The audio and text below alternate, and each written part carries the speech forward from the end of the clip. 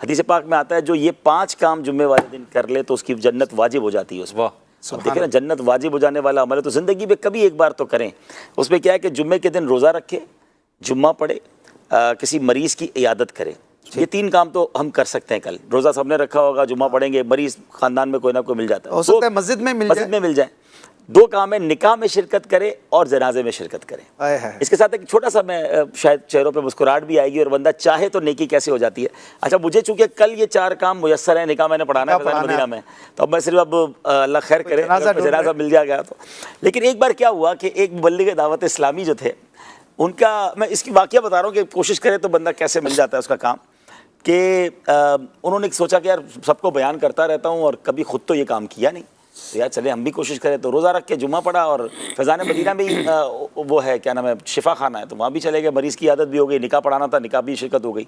अब उन्होंने कई दोस्तों को मैसेज किया कि यार कहीं से कोई जनाजे की इतला हो तो मुझे बताएं। वैसे नॉर्मली मैसेज आ रहे होते हैं।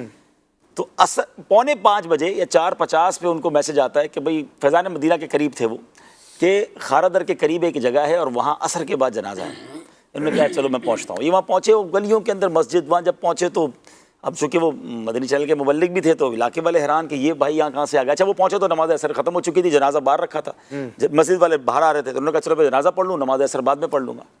तो मस्जिद वालों ने कहा नहीं, नमाज जनाजा आप नहीं पढ़ानी है, तो उन्होंने नमाज जनाजा भी पढ़ा दी।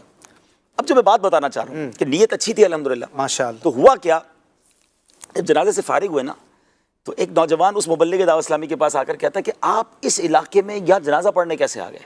उन्होंने कहा बस वो कुछ और बात है, आप छोड़ें। तो बोला नहीं ऐसे नहीं है, आपको भेजा गया है। बोला क्यों? कह रहा है ये मेरी नानी का या पता नहीं फूफी का बताइए, उनका जनाजा था और ये दिन में 15-16 घंटे मदनी चैनल देखती थी और इनकी ये वसीयत थी कि मेरा जनाजा मदनी चैनल वाले पढ़ाएंगे। अल्लाह, ये आप कैसे आए हैं, कहाँ से आए हैं? तो वो मुबल्लिग भी हैरान, वो भी हैरान।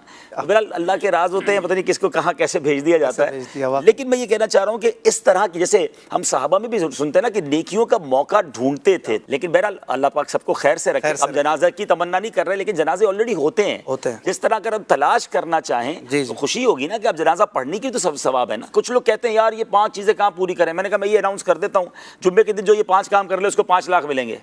अब देखे कैसे पूरे नहीं होते, कल रात से बैठ जाएंगे यार, कहाँ मरीज मिलेगा, कहाँ निकाह मिलेगा, ढूंढ के रहेंगे। मस्जिदों में ऐलान शुरू हो जाएंगे कि भाई कहाँ निकाह बता दें, अगर जैसे को जनाजे का ऐलान हो। तो जब 5 लाख रुपए मिले और 5 काम करने के लिए आप तैयार हो जाते हो तो ये तो नबी पाक का फरमान है कि जन्नत वाजिब हो जाती है। सुभान अल्लाह, वाजिब हो जाती है और जुम्मा वो भी रमजान का। सुभान अल्लाह, कोशिश करनी चाहिए इस तरह की नेकियों को तलाश करना।